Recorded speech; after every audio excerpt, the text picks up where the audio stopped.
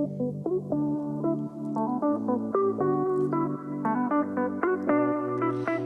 everyone, welcome to Impact Marriage with Nick and Leslie Edwards. We're so excited that you guys have joined us today.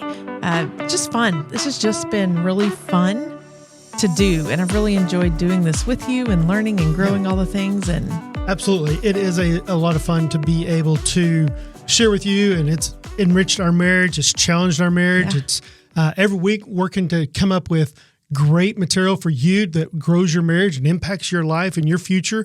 And so it's challenging. It is challenging. And, just knowing that anything that pays dividends is going to be challenging. It is. Marriage is tough. Marriage is hard. You know this. Marriage is tough. Kids are tough. Continuing going tough.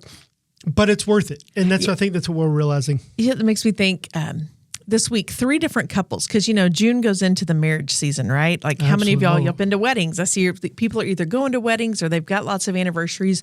June is like a ton of people get married in June. And it's been interesting. It caught my eye, several of the couples that have been married 20, 30, 40 years. And think about the anniversary posts that you've seen. Like, what do they always say? Hey, happy anniversary. Nobody else I'd rather do through the ups and downs. It hasn't been easy. We've gone through so much. There's not a single anniversary post of anybody that's passed their first, second anniversary. Yeah, for sure. That doesn't say, hey, it's been tough. There's been ups and downs. And I think that's so reflective of what we're trying to do in this, is that there are ups and downs, and it is hard, and it does take a commitment. But every single one of them, those couples that have made it 20, 30, 40 years are like, no one else I'd rather do this with. You're my person. I'm right here in it with you. But it is hard. And I think the anniversary post and it always saying that is just a testament to it's not easy. It's not easy at all.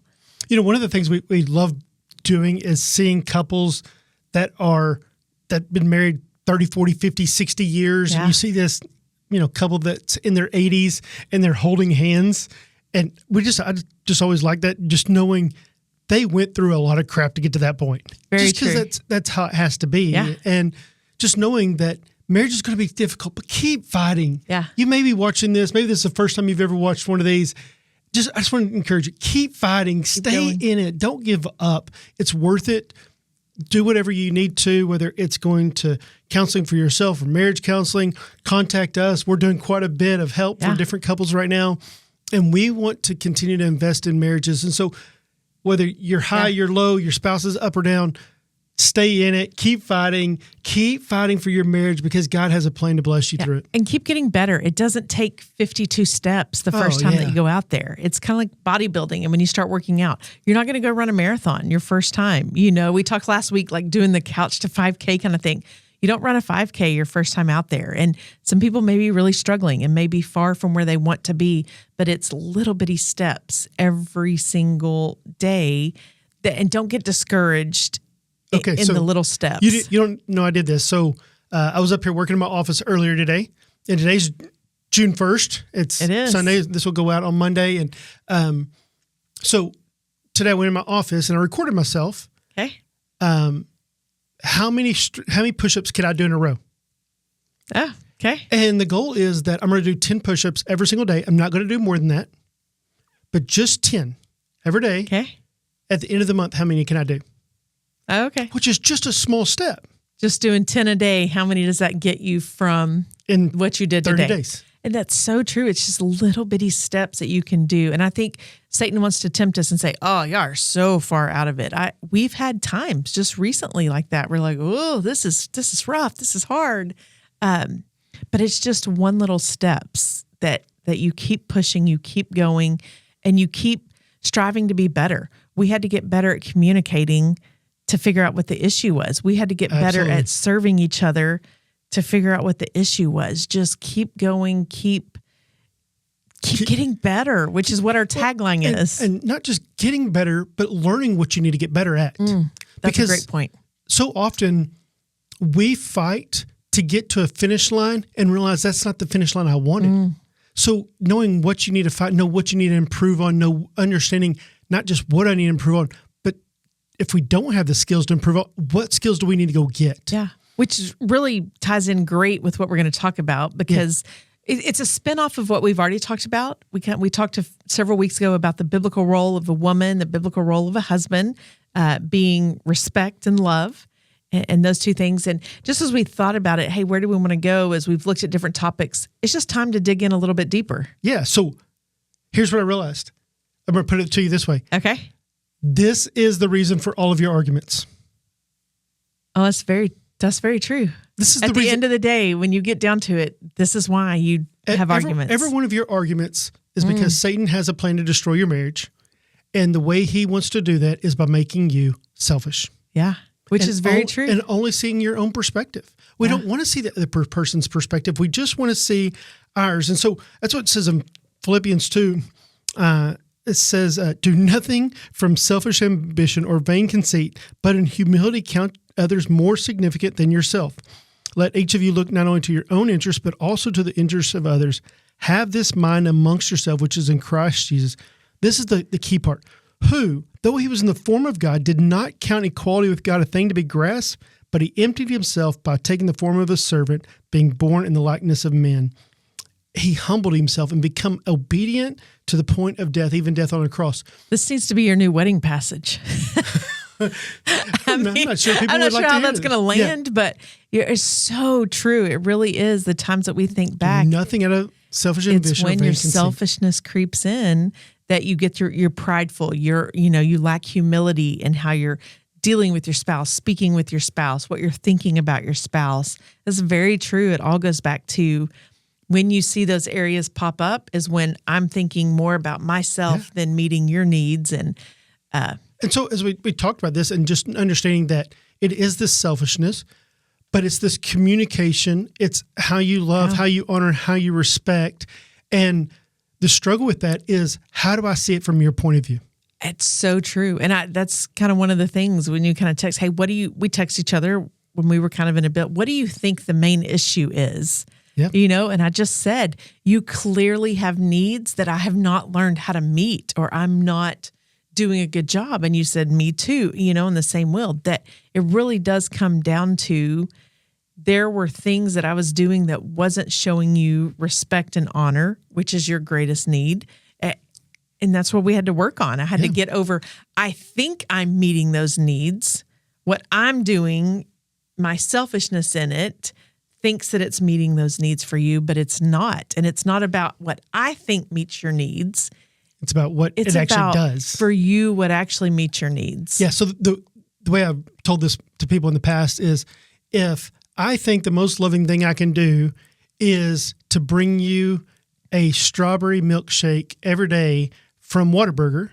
Correct. And I'm doing this thinking, man, she loves this. I'm going to do this. I'm always doing this thing. I'm always doing this thing.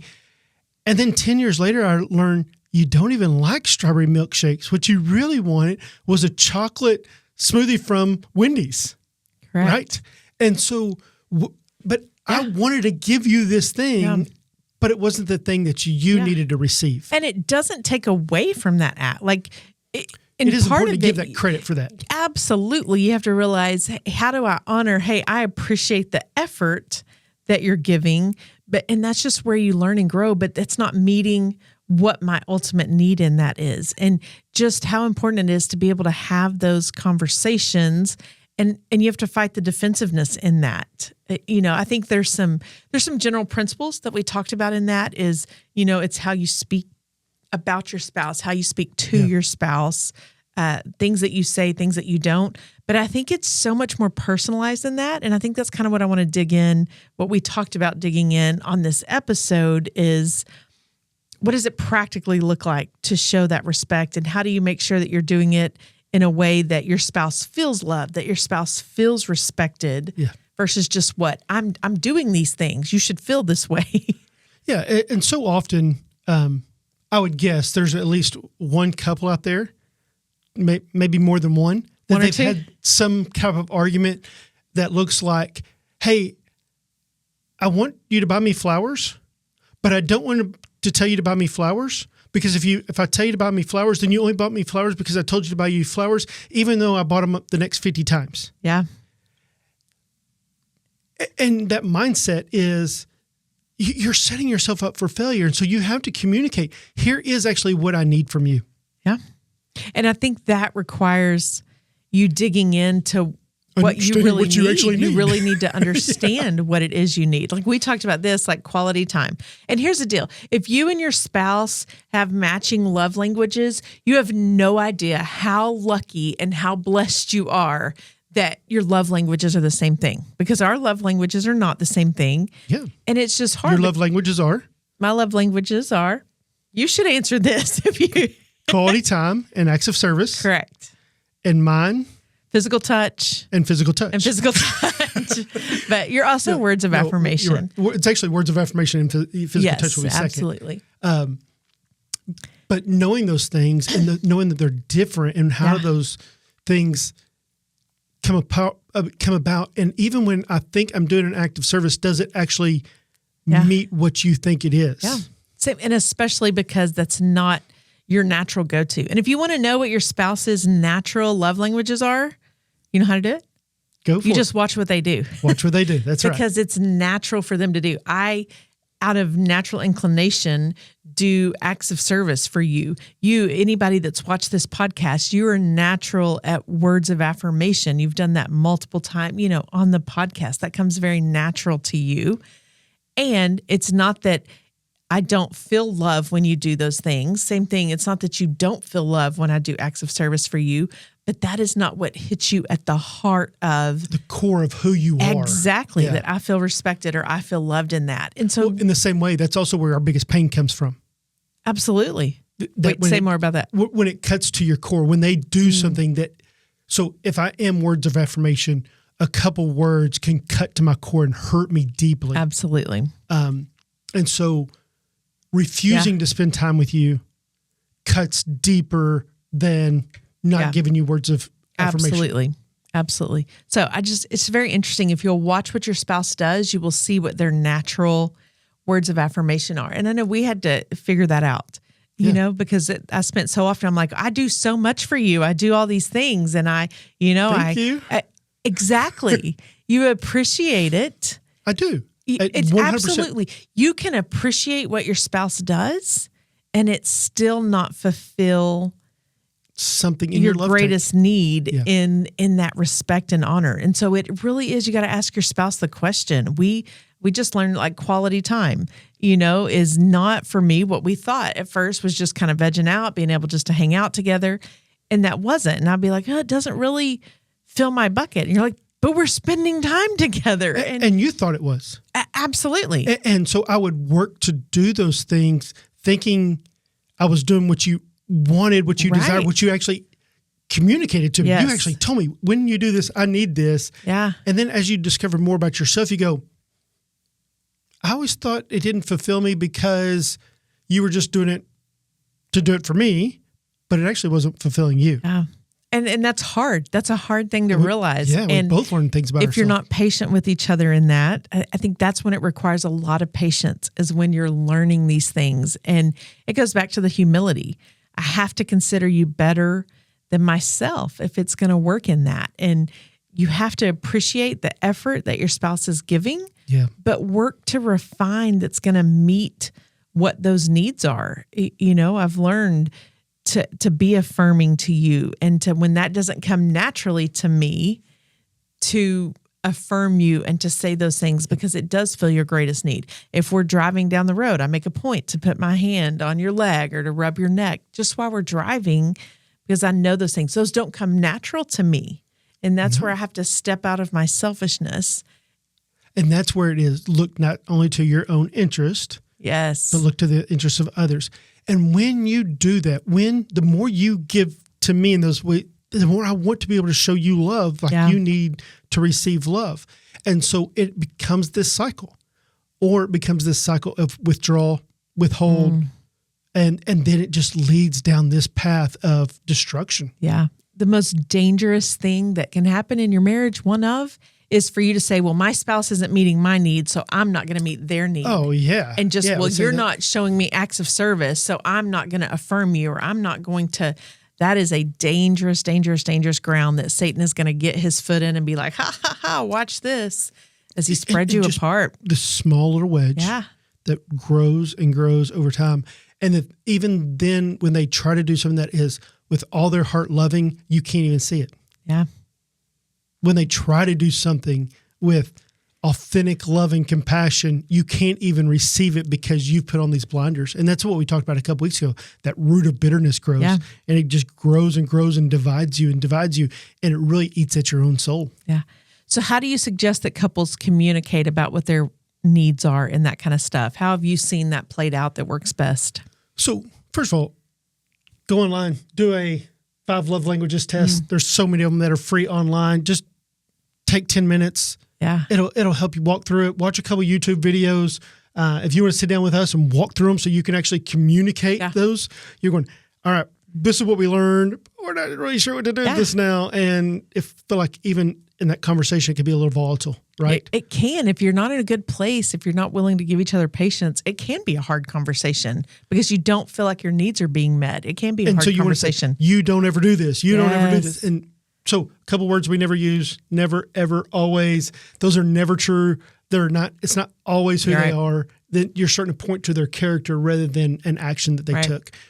And so, being able to do an assessment, have a conversation, and go, "Hey, we're going to do this, and we're going to get a lot of things wrong about each other. Yeah, and we're okay getting it wrong in order that we can go forward." I think also at the heart of just what Scripture tells us is that what a woman needs is different. That she needs love, protection, compassion, and men need honor and respect. And honor and respect is love. Correct. That's how a man feels loved in that. Yes. And showing love and compassion and providing and being protector is showing honor and respect. That's right. And it's just different ways in how we interpret those things. And we have to understand, we have to get from out of our point of view to seeing from the other person's side. Yeah. I mean, that was one of the breakthroughs that we kind of had in, kind of our argument. Just in the last few weeks, we just had this unsettled. There's something. Yes, we do still argue. We all do. The time. We fight a lot. We're not going to lie. We don't make, we don't make light of it, but we also don't shy away from it. Like it's hard. Being married is hard. And also in the same deal, in times of stress, people don't operate out of their best. And that's the times when you get stressed that you dig in and you're like, I'm just going to do my way. And it's when it creeps up, because when you're stressed, you operate more in the selfishness part of it. But just sitting down, being able to say, let's pray about this. We started our conversation. Let's just pray. Let's ask God to bless this conversation, to guard our hearts in this conversation, to guard our mouths in this conversation, and just be able to have a conversation about what is the need that you have that I'm not meeting, and to drop your defensiveness about it. Like, just because your partner tells you, I have this need that you're not meeting, or I don't feel you're meeting at this, Satan's going to attack you and be like, well, I'm just a terrible spouse then, right? I'm just a terrible wife. I'm terrible at this. And that's not productive to the conversation. And just because there's a need that comes up, that someone brings up, doesn't mean that you're terrible. It just means in this situation, and if you are loving, and if you do respect your spouse, if you do love your spouse, you would want to meet that need. We work so hard to ask our boss all the time, what can I do to make you better? What can I do to make the team better? We work so hard to ask all these questions to please someone who does not care about our future, who has not committed their life to us, who has not been in biblical covenant with us. And yet we will not ask our spouse, what things am I not doing in order that I can be better? Yeah. And then being able to say, hey, you're not doing this, and I didn't even know I needed this. I didn't know I needed this. That's a hard thing to say. That is a hard thing. But now I realize I need this more from you than what I realized. Can we work on this together? Yeah. And not taking it as an assault against you, but as an attempt to get better. Yeah. And I think it also comes from the person that's saying it. Like, you were very kind in how you said it. Just, hey, not, well, you're not doing this and you don't do that. It's just, hey, I've realized this is a need that I have, something that I desire, that I want to get better. I want to get better at meeting your needs. I want you to get better at meeting mine. Because that's how God gets glorified in your marriage. And just being able to have that conversation, pray through it. It's not always going to be an easy conversation. It was not a one conversation that we had. It was over multiple, conversations that we sat down and refinements. I think that's the important thing that couples need to hear. When you have a hard conversation, odds are it will not be ended in one conversation. Yeah.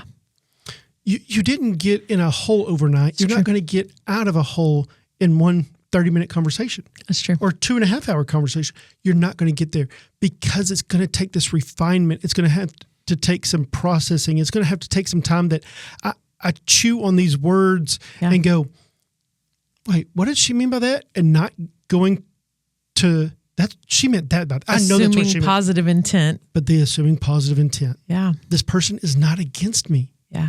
And that goes for the person who is bringing up the issue too. Like you're not bringing up the issue because you're a terrible spouse or because you've done this. And the same thing, I'm not doing and meeting those things for you because you're a terrible spouse, or it really, you got to process through what it is that they're saying and understand it's not an attack against you. That's right. It's Satan's attack against your marriage, and Satan trying to say, hey, if you'll be selfish, this is going to be great. Like the only way to get what you want is to be more selfish. And you never get what you want. You never get what you want. Yeah. And that's the hard thing. The more you give, the more you receive. The more you keep, the less you get. Yeah. And all throughout Scripture, God there is this law of the harvest that what you plant, you shall reap. What you sow, you shall reap. And so are you sowing positive seeds? Are you sowing goodness and joy and love and honor and respect and words of encouragement and quality time? If you are sowing those acts of love, you will receive those back. Yeah. But when you sow bitterness, you get more bitterness. Yeah. And that's when you withhold, like you're not doing acts of service for me how I need. So you know what? I'm going to withhold physical touch. I'm going to withhold words of affirmation.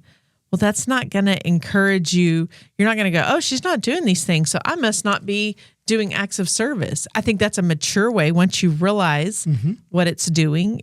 And I try to always do that. If I say, hey, I'm not getting what I need, so I must not be meeting that way, because we've learned that about each other. That is not a natural. You have to train yourself to think that. And I would encourage you to train yourself to think that. If you're not getting what you need in your marriage, I think you have to be reflective first and going, okay, am I meeting my spouse's needs in a way that they would want to? It takes a lot of discipline to do that. Absolutely. But think through what you're doing first before you bring it up to your spouse. Yep. I think you have to learn about yourself. Hey, I've learned this about myself. I don't think I'm loving you well in this way, or I've learned this about myself that I need something and I don't want to find it in anybody else other than you. Yeah. But we get in this cycle of, I'm not getting sex, so I'm not giving her quality time. I'd rather go play golf. And then you're pissed that you're not getting sex. Yeah. You're spiraling up or you're spiraling down. All the time. Absolutely. Yeah. And so are you seeking to know more about yourself? Are you seeking to know more about your spouse? It's true. And are you, when we first went on our first date ever at 16 years old, you're trying to learn everything you can about this person. Yeah. And at some point we stop asking, we stop trying to learn, we stop knowing more about that person. When we stop knowing more about that person, we turn inward. But I also think so often, and we've talked about this, that you think that person stays the same. Oh, absolutely not. Through the entirety of their marriage. And you hear couples all that, well, you're not the same person I married 20 years ago. Dang right. You shouldn't be. I hope not. I hope not. I'm not the same person for 20 years. It does require you to continually learn each other and to not be frustrated when it kind of changes. When I was a kid, like there are things that I would eat when I was a kid. And I was like, oh, this tastes really good. And now you eat them and you're like, oh, I used to eat this as a kid. This is terrible. It's the same thing as you grow and mature. Your taste for things change and you understand more about yourself and wanting to meet your spouse's needs in that way. So you learn all that you can about them when you're first dating and when you first get married, and then you forget. And there are things that change. When you have kids, you change. When your jobs change, everything changes. Your job changes, your understanding of life changes, your wisdom changes, your biblical perspective changes, your hormones change. Yeah. All these different things, your finances change. all these things are part of the natural process. So why shouldn't you give grace for the other person and yourself to change as well? And keep learning. Keep learning your spouse. Keep asking those questions. Hey, that's like we talked about with the quality time for me. I thought this was it. And that probably at one time was in the stage of life that we were in, but we're not in that same stage of life. And so we continue to learn and evolve. So keep learning, keep understanding who your spouse is. I just thought about this. We messed with this app for a while. We did use it. And this is a great app just to have some conversation starters. Yeah. It's called Paired. It's a purple app that has a white heart in it, and just leads to all kinds of conversations. And I hadn't thought about that before. And, I just want to encourage you. It's got all things in there from love languages to how you fight to issues to sex issues to all kinds of things. Like bringing up, hey, what was your favorite memory of this? And it was really neat. It was good. So really want to encourage you, check that app out. We're not getting sponsored by that. No, we're not. Sure would be nice.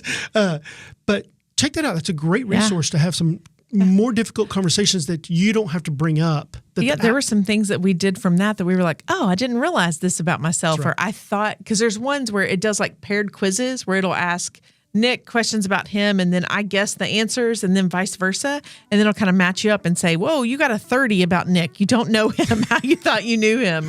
And it was just a great way to go, oh, okay. Let's start with trust. Absolutely. It wasn't, with trust. Hey, I'm learning this about myself, or you answered a 3 in this. I thought we were more of a 5. What does that mean? And just having conversations. And it takes a lot of growth. It takes a lot of humility. You got to get rid of your pride. You got to be willing to meet your spouse's needs. But it's possible, it's doable in a way that you're showing respect and love to your spouse. It's always learning. Yeah. It's always growing. It's always stretching. And it's always getting better. Always getting better. Little steps that are getting better. Yeah, absolutely. Yeah. So we just want to challenge you. Have the hard conversations. Start the conversations. Use an app. Use that. Look to different resources. Watch some YouTube videos together. If you want access to Right Now Media, which has some great biblical teaching on how to have some difficult conversations, we would love to be able to help you in that. But always continue. Always believe. Always trust. Always take that next step to be better in your marriage, because it is worth it. So worth it. It's hard, but it's great. I love doing it with you. Yep. And better is always better. Have a great day.